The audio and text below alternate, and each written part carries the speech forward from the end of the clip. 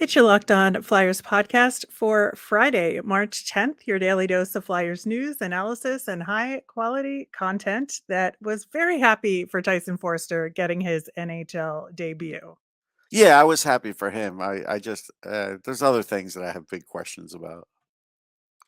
Yeah, there's a lot to talk about from this game. We're going to do that. We're going to take an early look at the NHL playoff picture and get into the weekend matchup against the Pittsburgh Penguins, all on today's show.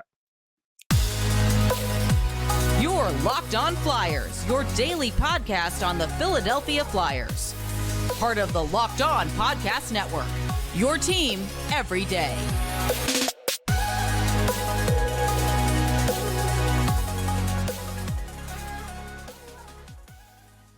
Hey there, I am Rachel Donner. You can find me on Twitter at rmiriam. I'm here as always with Russ Cohen, who is on Twitter at Sportsology.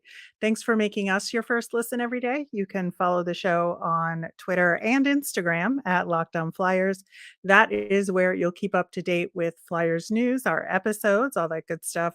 You can email the show at lockedonflyers@gmail. We've got a mailbag almost every week, so send us in your burning questions on the Flyers. Locked On Flyers is available on Apple Podcasts, Spotify, wherever you listen to podcasts. So subscribe to get all of our episodes here on the Locked On Podcast Network. Plus, we're over on YouTube, so subscribe there as well. Russ, we had the emergency call up of Tyson Foerster and Elliot Denoye, who both checked into the game last night in Carolina. That was unfortunately due to injuries to Wade Allison and Brendan Lemieux, who are day to day as of now. They got banged up a little bit in the last game. Yeah, we're back to where Wade Allison can't get through a regular season. He just can't. It's unbelievable, and they're going to have to come to grips with that at some point. If he comes in at 850, great. If he wants 1.2, 1.3, I can't do it. I got to have guys who could actually play. It's a shame. He's a great kid, but man, always hurt. I know, it's so frustrating because I'd actually been having the thought, just a few days ago, so sorry if it was my fault and I cursed it, but I was like, "Oh, Wade Allison's been playing for a while now, like, no issues, like, this Yeah, is great. I hope he ends up the season real well," but, such a bummer. Hopefully, he does come back yeah, soon. So what that did do was create the emergency situation again with the suspension of Tony DeAngelo. Kiefer Bellows checked in, but they still had those couple of slots open as well. And Elliot Denoye came back up, and Tyson Foerster. And I think actually Torts did a really good job of putting Forster in the lineup on a line with Noah Cates and Scott yes, Laughton. I think that that was was the good. perfect place for him. It allowed him to be comfortable and do what he does best. And Noah Cates obviously is so defensively responsible that I think it was just a good kind of emergency backup system in case Forster got flustered out there, which he did not. Let's be clear, No, but he didn't. But although he missed the I net think it on the was power play, he was a little nervous. a little, yeah, but I just thought that was a good spot to put him in. It was. I mean, he played well. He blocked shots. He wasn't like an offensive force or anything, but couple chances. He got in on the net once. That's fine. I mean, I wasn't expecting anything from him, but I'm really at the end of my rope with certain players. James Van Riemsdyk, no shots on goal. Like, come on, man. I know at the end of the game you got that hit in the face thing with the puck, but whatever. No shots on goal. Like, come on. It's nearly impossible. I know Carolina blocks a lot of shots. I get it. But you're on the power play. You're playing, with the extra man on the ice. Come on. Kevin Hayes, Mhm. no shots on goal. Like, come on.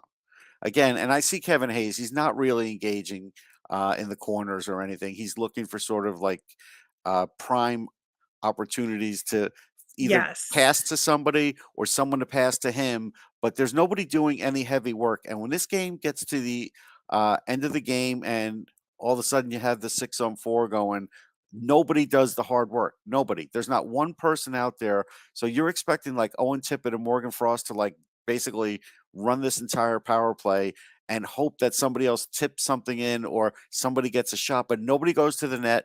Nobody does hard work in the corners. Nobody wins a faceoff. This is on the coaching staff too. This has not been right all year. Between the power play and that, it's been awful. I do want to point out Carolina only had 6 block shots in this game, Oh, I and thought they had a few it more. Okay.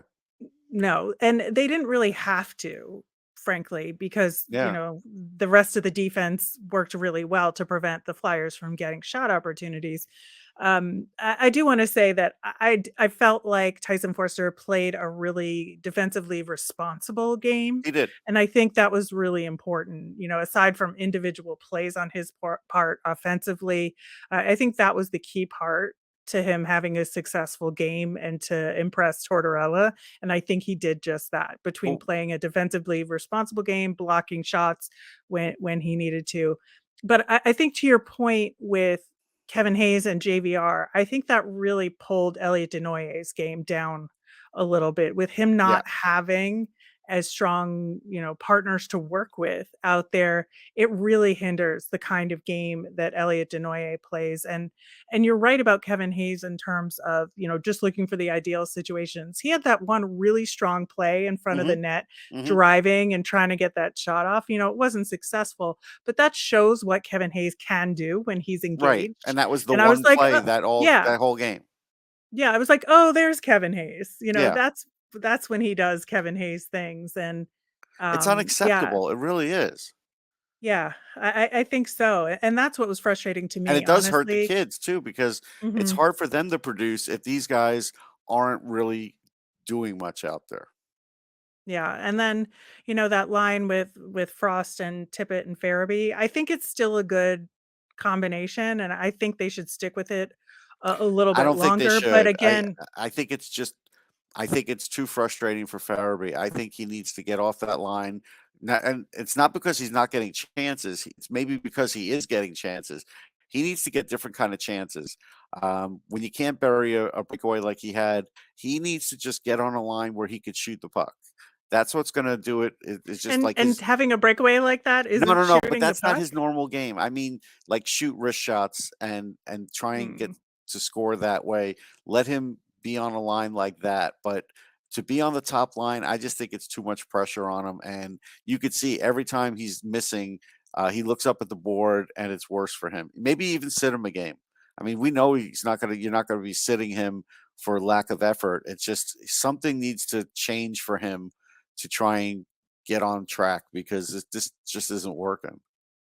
It's 23 games Yeah, now. I I mean, just, I don't know what you do there because I know. it's I'm because just of guessing, what honestly. combinations are out there Yeah. available. Now, assuming that, Forster and Denoyer go back down to the Phantoms, I think that, you can shuffle around a little bit there, but even if you put Fairby on a line with Elliot Denoyer, which if he was still there, I don't think that's a terrible idea. I just No, think maybe something that like that's a good thing because then maybe he'd be like, all right. I just don't know that the opportunity is there because 'cause they're gonna have to send those guys back down, but I if it's there, then sure, give it a It try. might be better to put him with the younger guys for the youthful energy and maybe they that gets him going. You got to try something different, I think. Yeah, I was just I felt so bad for Joel Yeah. Farabee in that Oh yeah, game. it's just It's it's been a common refrain. One person we have not talked about yet is Felix Sandstrom, and yes, he was man, great. what a game! I was so thrilled for him Yep. because he's just felt like an afterthought on this team, and to get put in there against a team like Carolina, especially when it's not a back to back situation, so it didn't feel like forced to Yeah. play him. It felt like an active choice to play him, and he really did an incredible job. I'm gonna say I'm disappointed in the Carolina media here because they put Svechnikov first star, that's fine. Kochekov second star, that's fine. Sandstrom should be the third star. Like, come on. Yeah. Brent Burns had a really good game. Don't get me wrong, but Sandstrom should be the third star. Like, come on, guys. Yeah, I absolutely think so. I also want to talk about the penalties because I think that was, a huge It part was. of the problem. Yeah, I mean, the penalties weren't great, although Carolina was only 1 for 4 on the power play. But yeah, the coach wasn't happy with the penalties, obviously. They came at bad times. They didn't look good. This is, again, this is I have some problems um with the coaching staff and what's being not what's being conveyed to the players, but just how they're acting, and it doesn't seem like they're playing the game that the coaches want them to play. Sometimes they are, but a lot of times they aren't. And we're late in the season here now, and I just, other than saying yes, let's be harder to play against, and they are. I mean, just the offense is pathetic. It's pathetic. Yeah, I think that's where the first period of this game was more along the lines of the way that they wanted the Flyers to play. And then the Canes just took it up a notch as they are able to do, and the Flyers are Right. not. And that's just kind of how it played out. But there are little things I think the Flyers can do better in terms of Yeah, there's definitely positioning and whatnot to get themselves in a better spot to get through the neutral zone more effectively. because I'm going But to say it like this, and I know the coach doesn't care, right? But if the Flyers are going to be a mediocre team next year, which they could be, and again, they're not going to actively try and tank. They're not even actively trying to tank now. It's just they're losing, and that's fine. I don't mind the fan base that segment of the fan base that likes their percentage going up for Bedard. I don't begrudge you that either. But what I'm saying is next year, you don't want to pay tickets for this. You don't want to be buying tickets for this. They have to figure out how to bring some offense to this team. Now I understand Konechny will be back and maybe a couple of the guys will be back, but again, the coach has it in his head that they have to win 2-1 every night. He's going to have to ease up on that because you don't want this to be an unwatchable product. Otherwise, the Flyers, there's not going to be a lot of people in the stands next year otherwise. I think there's a lot to work on here, but I don't think the 1-0 loss is like the worst we've seen. No. So I No. feel pretty good about the defensive effort Yes, overall. you And should. there was definitely some good things to take out of this Yeah, one. And again, Sandstrom was terrific. I mean, considering Mhm. he hasn't played in a while, great for Yeah. him. All right, we are going to switch gears in the next segment. We're going to talk about the current NHL playoff picture, what's going on there, and do some follow up on yesterday's episode regarding the salary cap in one of our key prospects coming up next. Point of the NBA season's here, and now's the perfect time to download FanDuel, America's #1 sports book, because new customers get a no sweat first bet up to $1,000. That's bonus bets back if your first bet doesn't win. Just download the FanDuel Sportsbook app. It's safe, secure, and super easy to use. Then you can bet on everything from the money line to point scorers and threes drained. Maybe start betting on Kevin Durant because all of a sudden, he's in Phoenix and things are happening for them. Plus, FanDuel even lets you combine your bets for a chance at a bigger payout with a same game parlay. Don't miss the chance to get your first no sweat first bet up to $1,000 in bonus bets when you go fanduel.com/locked on. That's fanduel.com/locked on to learn more. Make every moment more with FanDuel, an official sports betting partner of the NBA. All right, Russ. So yesterday on the show, we talked a lot about the Flyers salary cap for hmm next season and kind of what it would take to level that out and clear some cap space to have even an opportunity for the team to get better. And one of the portions of that discussion was Flyers prospects who have not yet signed, and could we get them in the picture, and what that would look like in terms of having some more guys on ELCs potentially being part of the solution cap wise. And Emil Andrae was one of those players we talked about. And, was he going to sign an ELC this year and come over or not? And he's finishing up his season over in Sweden right now. Yeah, he's played his last game for HV71, so the talk is that his original plan when he signed in 2020 was that he would sign an ELC and come over, and presumably he will do just that. I don't, I have no way of knowing if he's going to change his plans, but I don't think he will. Now, the question is, will he come over right now and play a little bit for the Phantoms, or is it going to be next year? Like, that's the part you definitely don't know about. And it could go either way. We'll see. But as far as signing the ELC, it's probably coming, and that's good. I mean, he's had a really good season. He played at the highest level there at the SHL. The only thing, and an article will come up tomorrow about Emil Andrae on Philly Hockey Now. The only thing you have to worry about with him is, look, he's 5'8", 180. Well, really 5'9", sorry, 5'9", 183.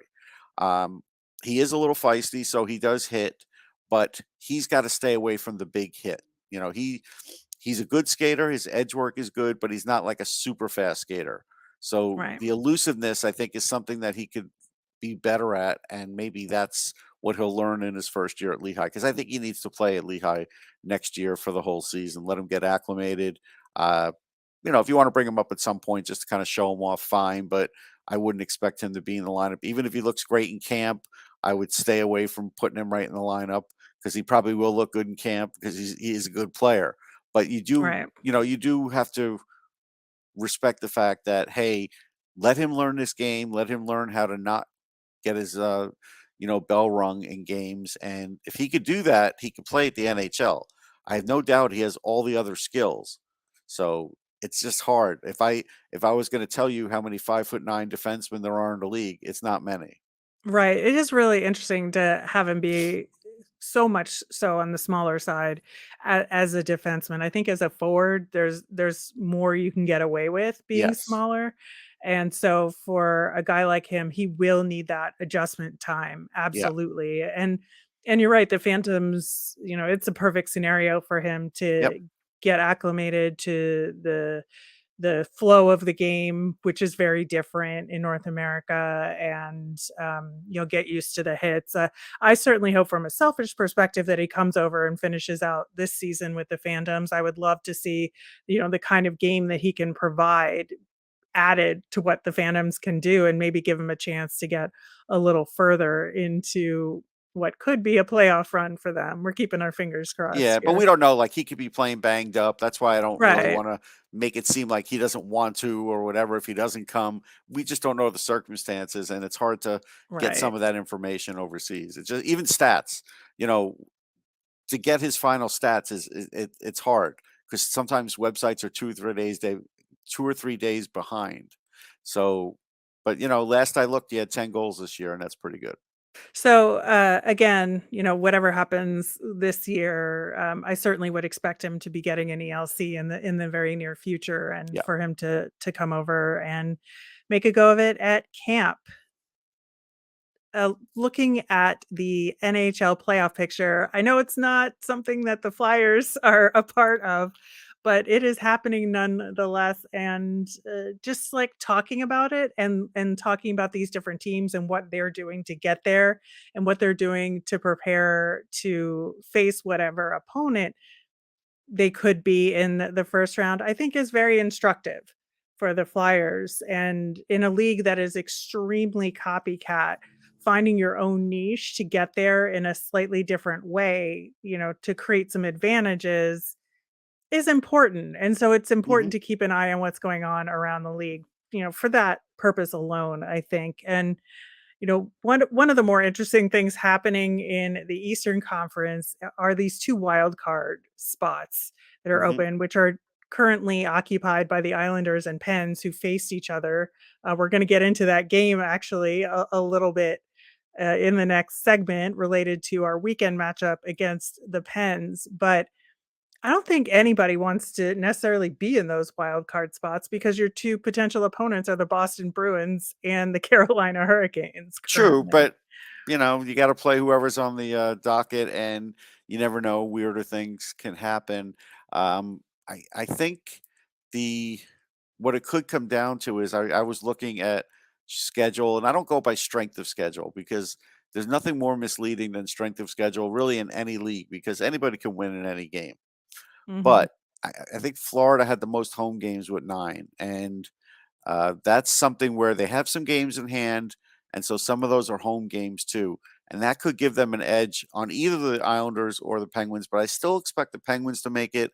I still think the Islanders are this was a big win for them for sure, because had they lost this one, that would have lost a little ground to the Penguins themselves. They keep a little distance now, but just in the end, they could run out of runway at the very last minute. But right now they're in a pretty good spot, but Florida's sort of hanging around, and we'll see. We'll see what happens with that. I mean, Buffalo's clearly out of it now, giving up 9 goals Right. in a game. But Ottawa's still around too. I don't have as high of hopes for Ottawa as I might for Florida trying to come back, but you never know. Ottawa also has what? I think they have a game in hand too. They have actually 4 on the Islanders and 1 on the Penguins. So, you know, they still have an outside chance, but they've lost a little bit lately, but they have 2 games in hand on Florida too, so they're certainly still in it. Yeah, and, stranger things have happened, but I think that I the Devils still have a shot at that top spot in the Metro right now. Carolina seems to have it And I don't on think they're hand, gonna get it though. I but think I yeah. know. That's the thing is, like, I think we're pretty much gonna see a Devils-Rangers Yeah. first round, which I think will be incredible. It's Should it fun. come to I've pass. attended a few, and they're always fun. Even last couple of years I've attended it, and a lot of fun. Um, what happens though is Devils fans better go all in and buy up some tickets, because otherwise Right. they're not going to have the large part of the crowd there, and that's something. The Devils attendance actually has been really bad this year, so I would hope the Devils fans would really chip in for the playoffs here, because otherwise you're going to hear a lot of Ranger fans for your home game. So that could be really annoying for them. Well, half of North Jersey are Rangers fans anyway, so That's true. it doesn't really help. And then, of No, course, the Leafs would end up playing the Lightning, they're which playing them anyhow. It's like a 99.5% chance. yeah, Like, yes. it's just a matter of who has home ice, and Home ice. and Tampa Right. pretty much proved last year it doesn't even matter. So Nope. as long as Tampa's playing to doing Tampa things, I still think they're living in the Leafs' head. And the problem is, even if the Leafs are up 3-1 in a series, 3-1 in a game, Tampa's going to feel like they could still come back, and the Leafs probably feel like they could still blow it. Like, it's weird, but I don't know how you're going to Well, it exercise it that. was 3-1 I know. is a mantra out there. So, just briefly looking at the West, definitely less interesting than the East, I think, Yes. just because the East is so much stronger. But as of Thursday, before the games were played, Dallas is looking to play Edmonton.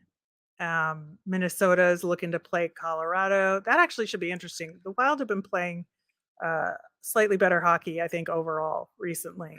They have, but they're going to be snake bitten. They're going to have a I terrible know. first round It's matchup. like that's what you have to think about, right? Is that the Yes. Avs kind of know how to get there. So And the I don't Avs, know, man. Georgiev's an upgrade in net. I think that's obvious at this point, and they're getting healthy. Yeah. While we do talk about the East, the Avs are still the defending champs, and they certainly could win again. Dallas is having a great year. I love Jake Ottinger. They've made some good moves. They they're in a pretty good spot.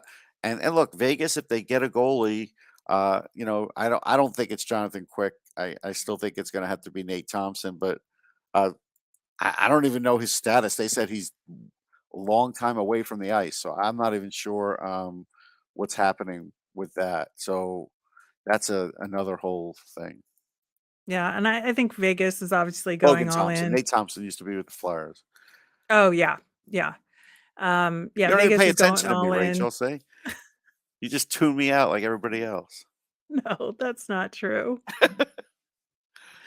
Um, yeah, so Vegas is looking to play Winnipeg. The Kings are potentially going to play Seattle. That would be an interesting That's an series as interesting well. one, because Seattle has managed to keep the score down in that Hackstall system, and Seattle has a lot of balanced scoring.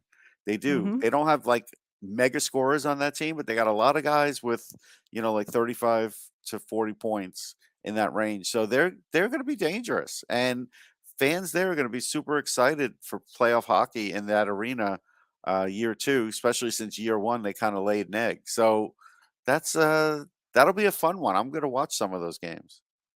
Yeah. All right. We are going to preview the weekend matchup against the Pittsburgh Penguins coming up next. So, Russ, the Penguins had another just dreadful loss last night, blowing, speaking of 3-1 leads Hmm. that we just were, they blew a 3 The to 1 worst lead lead. in hockey. Worst, absolutely worst. Wound up losing in overtime to the Islanders, who they are neck and neck with in that race for the wild card spots. The Pens still have a couple of games in hand on the Islanders right now, but the Penguins have been in this mode right now where they're just finding ways to lose, and it's But they lose in exceedingly overtime. frustrating. That's the only Yeah. benefit for them is they have managed. They've become the kings of the loser point. That's what I've noticed in the last few weeks. Um, it's weird though. Again, I still think their fan base, their media is just over the top and how they're treating Hextall and acting. Like what's going on. Like you're in pretty good playoff Lot of position. fire Hextall's Yeah, chance. whatever. I mean, it's like if he makes the playoffs, he's not getting fired. I mean, let's just start there. So say what you want. It's not going to happen. I don't know what else they are really expecting. And like you said, their first round matchup is going to be horrific for them. So really, what are we talking about here? Like, was somebody else going to come in here, do a better job than Hextall and have them win the Metro? No, not with their core aging like this. So you hope there's another run in them. There probably isn't this year, at least. And whatever happens, happens. But as far as for the Flyers going, the way they used to be able to beat the Penguins in games had everything to do with Claude Giroux. And without Claude Giroux, it's a different story now. And Sean So Couturier. and Let's be Couturier, real. yeah, true. Couturier did such a good job shutting down Malkin in Yeah. particular for so long. And I think that it is a huge factor. Now, obviously Malkin isn't what he used to be. But I He's think still pretty that damn good he's though. still pretty good. Exactly. And so I'm wondering where Noah Cates gets matched up here. Like, does he get the Couturier slot against Malkin, or do they put him up against Crosby? They're gonna put him up against Crosby. I guess the matchup in this game will be Granlund against Hayes. Can Kevin Hayes actually do better than Michael Granlund? Like that's how low the bar is That's a here. race to the bottom. But I mean, this is where the bar is. Like that's how low the bar is right now, Rachel. Like it's just, can Jeff Carter actually score against his old team? Like Well, Jeff Carter has had a rough go of it oh yeah, recently. I think it's been one of the huge frustration amongst Pens fans is like, yes, what is even Jeff Carter doing on the ice at this yeah. point? Well, they paid him money, so he's going to show They up. did. But and they traded Teddy Bluger, who I liked. I used to like him. He's a big spark plug. Guys, you have to watch out again. Brian Rust does really well against the Flyers. Mhm. Gensel will do well. Crosby, obviously. Crosby owns the Flyers. There's no way around it. I think he's got more points against the Flyers than any team in hockey. So, but they could win the battle in net. I mean, that's certainly up and down for the Penguins. So they have a chance in the game. But the fact that it's in Pittsburgh and it's during the day, I think that works against the Flyers because they just had trouble in these day games. So, but again, if you have plans for to go out and eat after this game probably goes into overtime because that's what happens to all these Penguins games lately. So just know that in advance. Right. Right. Okay, that will do it for today's show. We will be back on Monday. We're going to recap the game against the Pens. We'll have our nemesis of the week as we do each and every Monday. As a reminder, we always want to hear from you. So send in your mailbag questions via Twitter at Lockdown Flyers, or you can email us at lockdownflyers@gmail.com. I am Rachel. I'm on Twitter at rmiriam. That's RMIRIAM. I'm Russ. I'm at Sportsology, SPORTSOLOGY. Thanks for making Locked On Flyers your first listen today. Now make your next listen Game to Game NHL. It's every moment, every top performance, every result. Locked On Game to Game covers every game from across the NHL with local analysis that only Locked On can deliver. It's available on your Locked On NHL feed wherever you get your podcasts. Have a great day, everyone.